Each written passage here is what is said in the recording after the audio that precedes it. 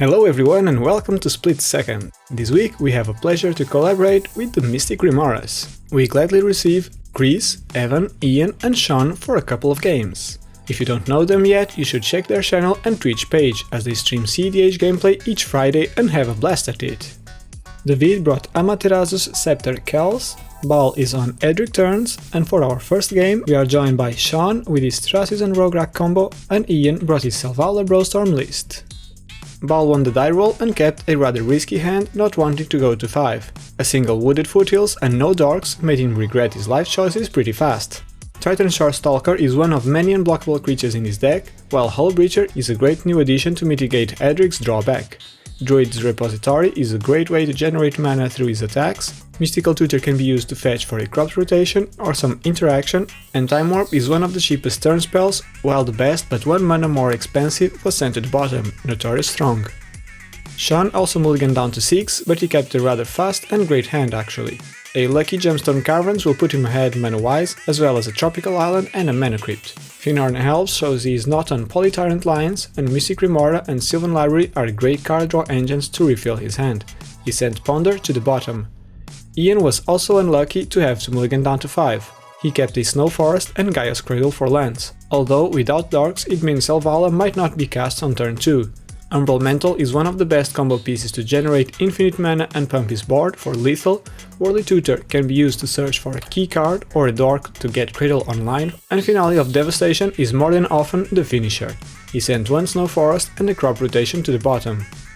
Finally, David didn't even bother to mulligan, with his crazy ramped up hand. Prismatic Vista and Ancient Tomb as lands, Mana Crypt into Arcane Signet is a great ramp, while Dark Confidant is awesome card draw that actually bypasses Hull Breachers. Yawgmoth's Will can be used mid to late game if his plans end up in the bin, and Jace, Wielder of Mysteries, needs only 1 of 2 cards in his deck to win. Let's see how this game unfolds. As the game is starting, Sean declares he has a pre-game action and puts Gemstone Caverns into play, exiling Finarn Elves. Baal then gets to his turn and plays and cracks a Wooded Foothills for a Tropical Island. He casts Triton Shore Stalker and passes. Sean plays a Tropical Island and casts a Mana Crypt. He casts his top deck Talisman of Creativity and follows that with a Sylvan Library. And as we think that is all, he casts a cousin of his, a Mystic Remora, before passing with 0 cards in hand. Although that will change pretty soon. Ian actually top decks a dork, so he plays a Snow Forest and casts Birds of Paradise before passing. David doesn't feel like staying behind as the last player in turn order, so he plays an Ancient Tomb and casts Mana Crypt as well, triggering our guest, Remora. He follows it with an Arcane Signet, and now Baal is also triggered. He finishes with a Dark Confidant for some extra card draw as well before shipping it to Baal. He plays a Waterlogged Grove and attacks Sean with his 1/1. He casts his top deck Llanowar Elves and passes.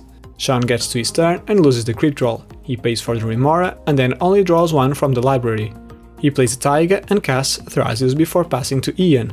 He plays a Gaia's Cradle and does what Selvala players do, casts her on turn 2.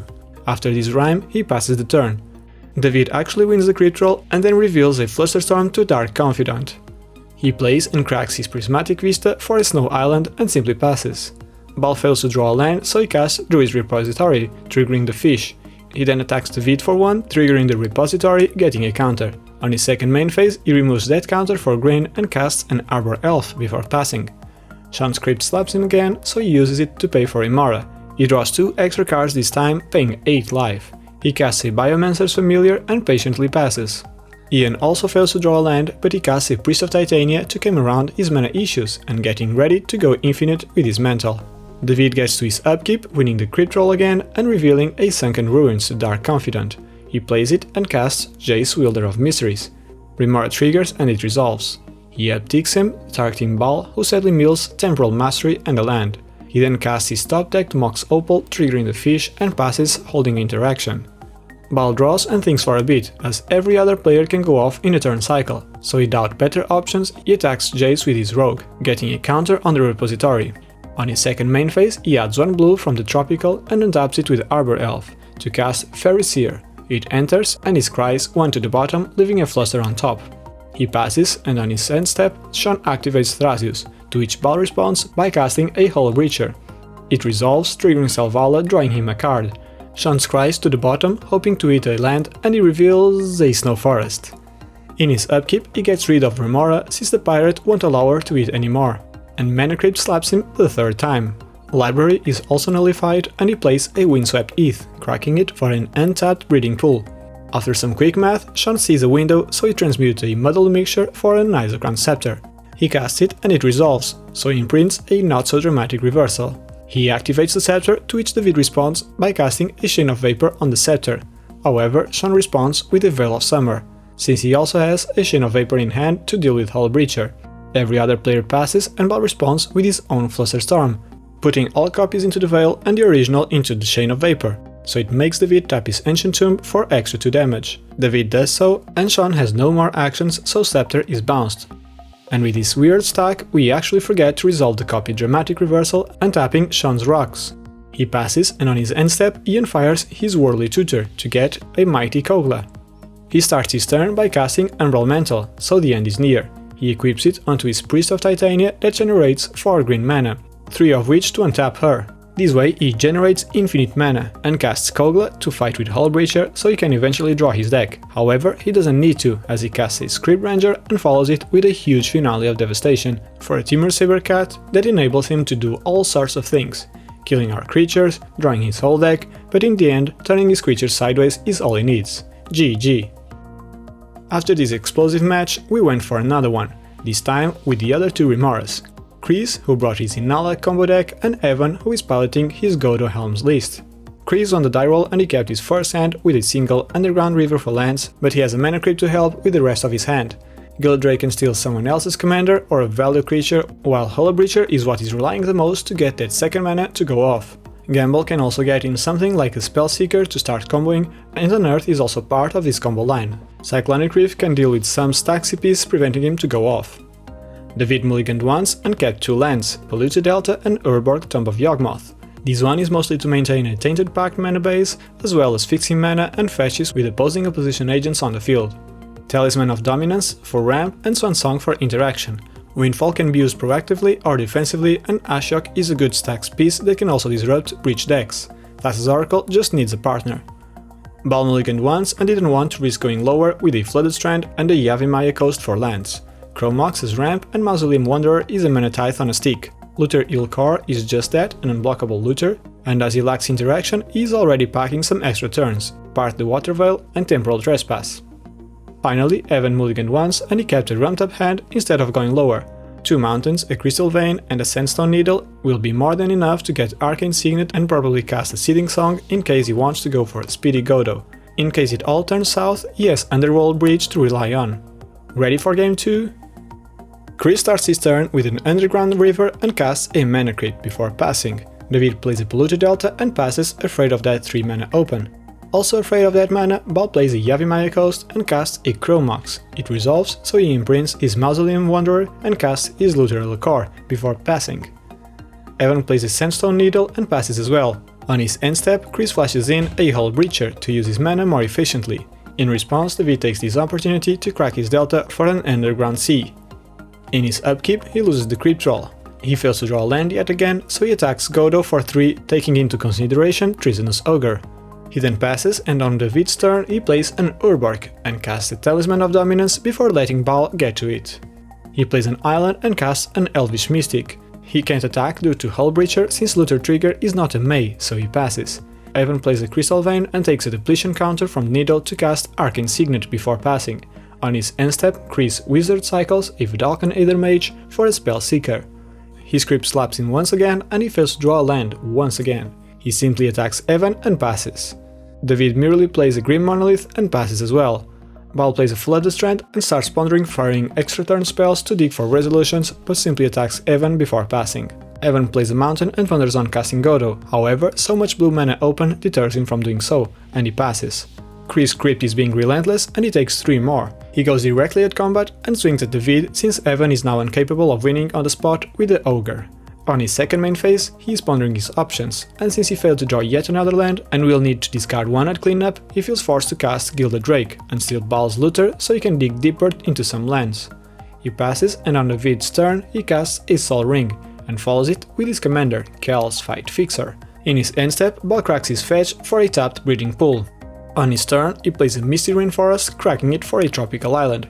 He goes to combat, attacking the Vid for 3 and Evan for 1, passing the turn afterwards. Evan draws and plays a mountain. Being a bit stuck himself, he goes for it and casts Godo, sacrificing the Crystal Vein and taking out the last depletion counter from Sandstone Needle, saving himself 1 mana from Signet to interact.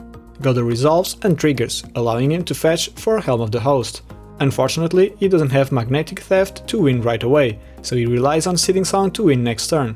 Once again, it's that time of the round where Chris takes 3 damage from his crypt. He finally gets to draw a land, a Mana Confluence. He casts Spellseeker and it resolves, triggering Inalla and itself.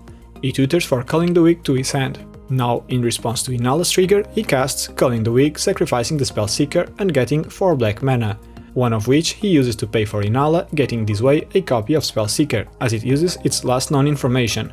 The Spellseeker comes into play and triggers, allowing him to tutor for a Burnt Offering.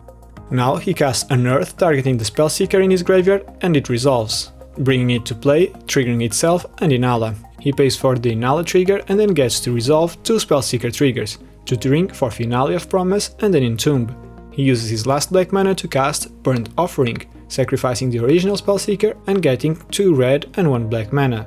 He then uses that mana to cast Finale of Promise for 1, targeting Culling the Weak and Unearth, bringing Spellseeker to the battlefield and sacrificing one of the Seeker's tokens to generate 4 black mana. Inalla and Seeker trigger and he tutors for a Reanimate. He then pays 1 for the Inalla trigger, getting another Seeker token that also triggers, allowing him to tutor for a Shallow Grave. He then uses 1 black to cast Entomb, tutoring for a Scholar of Ages.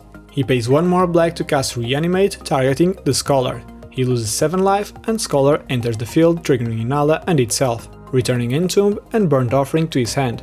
To the Inalla trigger, he responds by casting Burnt Offering, sacrificing the Scholar and getting 7 black mana to be able to pay for the trigger, copying Scholar and returning this way Burnt Offering and Reanimate. Now, with his 6 black mana, he demonstrates a loop, where he casts Shallow Grave, targeting the Scholar. It enters and it triggers as well as Inalla, and he pays for it by casting Burnt Offering, sacrificing the original Scholar. This loop generates infinite mana in any combination of black and red, as well as infinite Scholar of the Ages tokens with haste from Inalla. He can now swing for lethal or go for a different line, casting Entomb and tutoring for a Thassa's Oracle to his graveyard, and then casts Reanimate, targeting it. When it enters, all the copies of Scholar of the Ages make it so his devotion to blue is way above his library size, so he wins the game. GG. Thank you for joining us for today's match, everyone. We hope you enjoyed the games as well as we did. And if you want to see more from the Mystic Remoras, check out their channel and Twitch page. You can find the links in the description below. We'd like to start the credits by thanking our current patrons, and especially Izanagi, Stefan, DJ Rap, Mike Purr, Ajimu, Uncrustable, Drunken Housecat, V, RJ and Heated Chill, our stack breakers. If you want to support us, you can do so by liking this video, subscribing or by becoming a patron yourself. If you want to go through other Commander adventures, click one of the videos on the right. If you want to talk with us about our games or other EDH related matters, join us on Discord. Join us again next week for a new set of Commanders and more decisive plays. See you all then!